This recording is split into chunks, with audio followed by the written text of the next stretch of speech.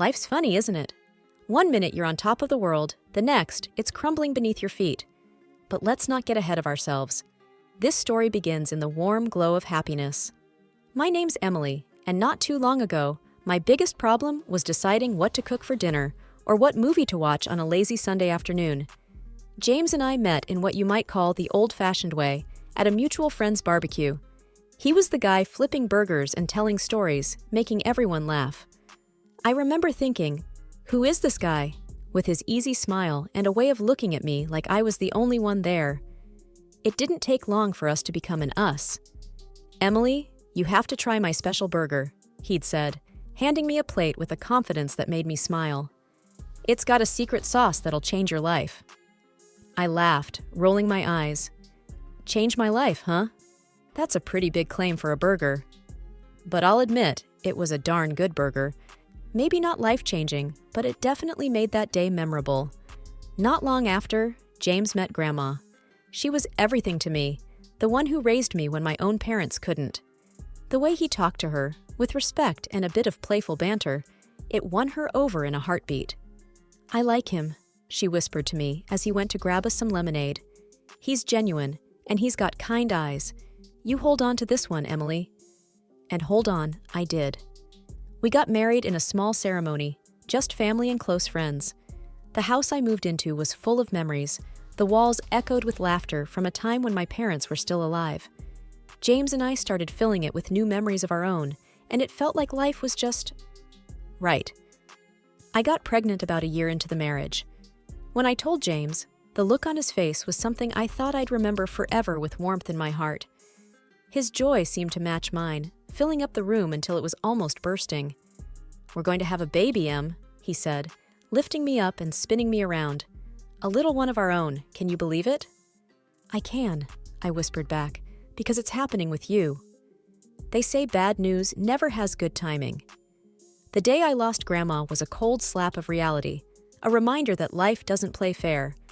Grandma was more than family. She was my confidant, my cheerleader, my safe place. Losing her felt like being adrift at sea without a compass. I remember sitting on the sofa, a cup of tea growing cold in my hands, numb. James came to me, his face a mask of concern. "Em, talk to me," he urged, his voice gentle. "What's there to talk about?" I muttered, staring at the tea, watching as it lost its steam, its warmth, its life, kind of like how I felt inside. "We'll get through this together. You're not alone," he said, wrapping an arm around my shoulder. But his words, meant to comfort, felt distant, like a radio playing softly in the background, familiar yet easy to tune out. Then, as if I hadn't already been robbed of enough, our baby slipped away before I ever got to hold them, to tell them how much I loved them, to promise them the world. The miscarriage was like a physical blow, one that knocked the wind out of me and left me gasping for air, for answers, for comfort that wouldn't come. James was there, yes, always there, but somehow not really. "Emily, we can try for another baby when you're ready," he said one night as we lay in the darkness, his voice void of the pain I felt. I turned to him, a part of me desperate to find the husband who had once spun me around in joy. "I don't want another baby, James. I wanted this one. Our baby." The words were a whisper, but they might as well have been screams for how they echoed in the silence. "We'll make it through this," he said. But his assurance sounded hollow, like a promise made out of obligation rather than desire. I sought refuge in solitude, in the quiet of the house filled with too many ghosts of what could have been. Days melded into nights, and I lost track of time. I lost track of myself. James tried, in his way. "Let's go out, see people. It might help," he suggested one day, his hand resting lightly on the back of the chair I was slumped in. I shook my head, my eyes fixed on a crack in the wall, a blemish I hadn't noticed before. "I can't face the world, James. Not yet. The world is where the pain is." "Emily, staying cooped up in here won't change what happened," he pressed, but I barely heard him. How could I tell him that the world outside these walls reminded me of everything I had lost? That every street corner, every shop window, every smiling face was a reminder of a happiness that felt like it had been stolen from me? The funeral was a blur. People came, they said things, they left. I nodded, I shook hands, I accepted condolences. But nothing got through. I was in a bubble, watching life happen around me, a life I no longer felt a part of. James was there, of course, but his presence felt more like a shadow than a source of warmth. "You're so strong, Emily," he told me after the service, his hand finding mine. I wanted to pull away, to scream that I wasn't strong, that I was broken. Instead, I just nodded. What was the point in correcting him? The truth seemed too heavy to share, even with him. As days turned into weeks, I felt James pulling away. Maybe he was tired of dealing with someone who seemed to have given up on life. Maybe he just didn't know how to help me. Maybe he needed an escape from the suffocating sadness that had enveloped our home. "I'm here for you, Em, but you need to start being here too," he said one evening, his patience wearing thin. "Here?" I echoed, my voice barely above a whisper. "I don't even know where here is anymore, James." He sighed, running a hand through his hair in frustration. "I mean, you need to start living again, for your sake and mine." I looked up at him then, really looked at him, and saw the strain in his eyes. I knew he was struggling too, in his own way, but the gulf between us had grown too wide, too deep to cross with mere words. That's when the creeping thought began to take root. Maybe I was alone in this after all. James was there, but not really. Not in the way I needed him to be. As the days rolled into weeks and then months, the chasm between James and me grew wider. The man who had once seemed like my anchor was becoming more and more like a stranger, coming home late and sometimes not at all. It gnawed at me, this feeling of him slipping away.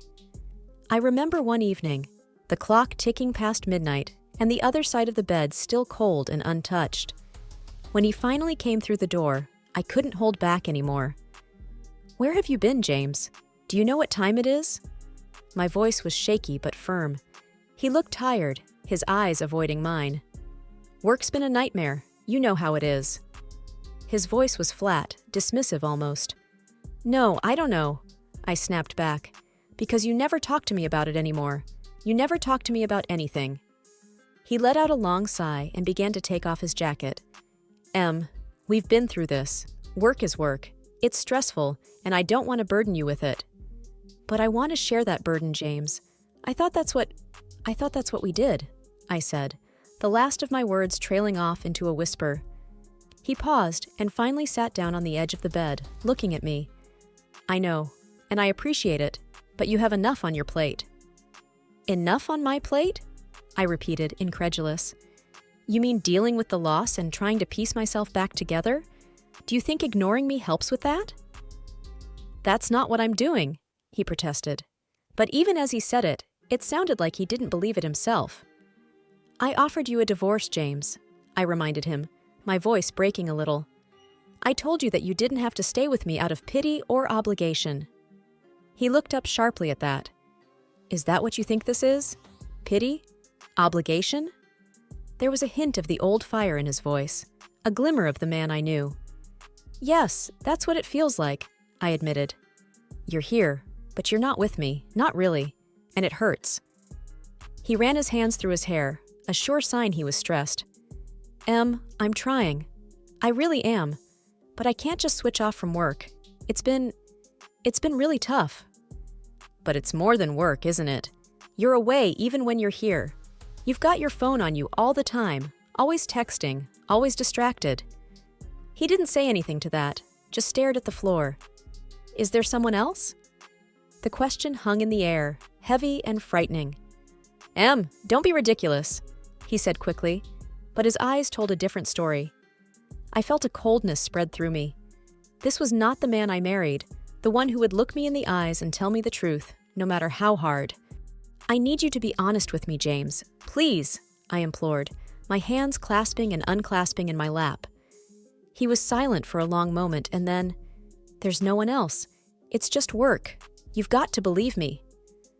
I wanted to. Oh, how I wanted to believe him. But the seed of doubt had been planted, and once that happens, things can never go back to how they were. In the weeks that followed, I watched James like a detective. I noticed how his phone was always face down, how he'd step out of the room to take calls.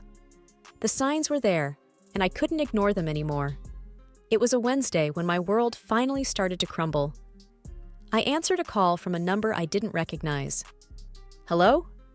Is this Emily Stanton? The voice was male, gruff, and not one I knew. Yes, who's this? The man paused and then, We need to talk about your husband. My heart sank. What about him? I think you'd better sit down, Mrs. Stanton.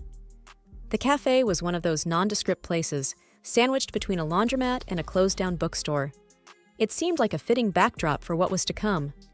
I sat there, stirring my coffee, each second stretching out like an eternity until the man showed up. He was a large man, with a look that didn't invite many questions. He sat across from me, his hands clasped together, a folder sitting like a barrier between us. Mrs. Stanton, I'm sorry for the mystery, but I thought it was best we talk in person, he started, his voice serious. Who are you? I asked, my voice steady despite the storm inside. He nodded as if he expected the question.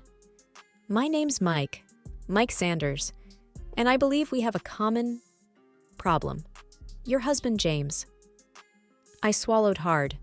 What about him? Mike opened the folder and slid a photo across the table. It was James with a woman I'd never seen before. They were laughing, close, too close. That's my wife, Mike said, tapping the picture. I felt a strange detachment looking at it. What do they have to do with each other? They work together, and they're having an affair, he said bluntly. I looked up, meeting his gaze. That's impossible. James would never... He reached back into the folder and took out a handful of printed messages, placing them in front of me. These are just from the past week. I read them, each word a tiny dagger. There were plans to meet up, pet names, and talk of the future. A future without me, without us. Why are you showing me this? I asked, my voice a ghost of itself. Because I thought you should know, and because I want to end it. I thought maybe you would want that too. I stared at the evidence, my mind racing, but my heart already knew the truth. He told me he loved me. He promised he'd never leave. People lie, Mrs. Stanton, and they're good at it, Mike said, his voice bitter. I took a deep breath, trying to steady myself. He was all I had. Mike leaned forward. You got a choice here. You can pretend this never happened, go on with your life. Or you can confront him, make him face what he's done. And what about you? I asked. He sighed, a heavy, weary sound. I'm going to divorce her. She can have him if she wants. I just want out. My hands were shaking as I gathered the papers, folding them with care I didn't feel. What are you going to do? Mike asked. The answer surprised even me. I'm going to fight back. Mike nodded. Good. If you need anything, evidence, support, you let me know. Thank you, I said. But as I stood up, I felt anything but thankful. My life as I knew it was over, and it was time for me to figure out what came next. That day, the sun hung low, a glaring eye that seemed to watch over the unfolding scene with indifference. I was waiting on the porch when James's car pulled up. His step was light, too light for a man coming home to a crumbling marriage. He caught the look on my face as he approached. What's with the gloom? He asked casually, as if my scowl was just another part of an ordinary day. I held up one of the photos silently. His eyes flicked to it, and his smile faltered, but only for a second. Oh, that, he chuckled. I see you've met my other woman. I felt a hollow laugh bubble up from my throat. Is that all you can say? Oh, that? He folded his arms and leaned against the porch railing. What do you want me to say? That I'm sorry? That it was a mistake? Because it wasn't. I'm not sorry, and it was no mistake. Why, James? I demanded, my hands clenching the photo so tightly the edges crumpled. He laughed, a cold, heartless sound. You were convenient, you know? A nice house, a decent bit of savings, and when your grandmother passed, well, that was just icing on the cake. I recoiled as if he'd struck me. You think my grandmother's death was a financial gain? Why else would I stick around? He shrugged. Especially after, you know. He paused, eyeing me with a cruelty I hadn't seen before. After the kid. I shook my head in disbelief. And you hoped what? That I'd off myself in grief? Would have made things simpler, he quipped. His words were like acid, burning through the last vestiges of the life I thought I knew. You're vile, I hissed. You always were too sensitive, too stupid to see what was right in front of you. He continued mercilessly. You thought I would end my life? I asked, the reality of his betrayal sinking in, a cold weight in my stomach. It would have been a win-win. You'd escape your pathetic little life, and I'd be free with a nice little nest egg. His grin was the ugliest thing I'd ever seen. I couldn't hold back the tears, but I was damned if I'd let him see them fall. And now? What's your grand plan now? Now? He laughed again, stepping closer. Now, I guess I'll have to settle for a divorce. You'll probably screw me over on that, won't you? Drag it out. Make me suffer. You don't deserve quick and easy, I managed to say, my voice surprisingly even. His expression soured. You're an ugly, stupid woman, you know that? I don't know what I was thinking, marrying you. I looked at him then, really looked at him, and I felt something shift inside me. The man I had loved was a ghost, a fiction. In his place stood a stranger with a heart full of venom. Get off my porch, James, I said quietly. He smirked, taking a step back. Gladly. This place was never really my style anyway. The courthouse was a place where I thought I'd celebrate our milestones. Instead, I walked up its steps to dissolve the very foundation of my marriage. Mike was right beside me, his presence a silent support. I had the papers in my hand, feeling the weight of every word that testified against James. Mike carried his own set of damning evidence, a mirror to my betrayal. Our steps echoed in the empty hallway, a march towards a verdict we both needed. Inside the courtroom, the air was stale, heavy with the burden of judgments past.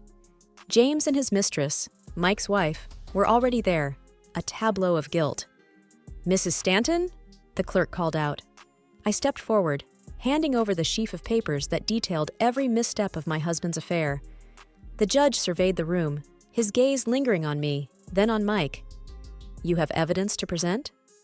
I nodded, my throat tight. Yes, Your Honor. The evidence was laid bare for the court to see. Photographs that spoke 1,000 words of betrayal, texts and call logs that wove a narrative of deceit. I didn't look at James. I didn't need to see his face to remember his lies. And how do you plead? The judge asked, turning to James and his co-defendant. Their answers were a soft murmur of legalese. No contest. The judge took his time, reviewing the evidence, his expression unreadable.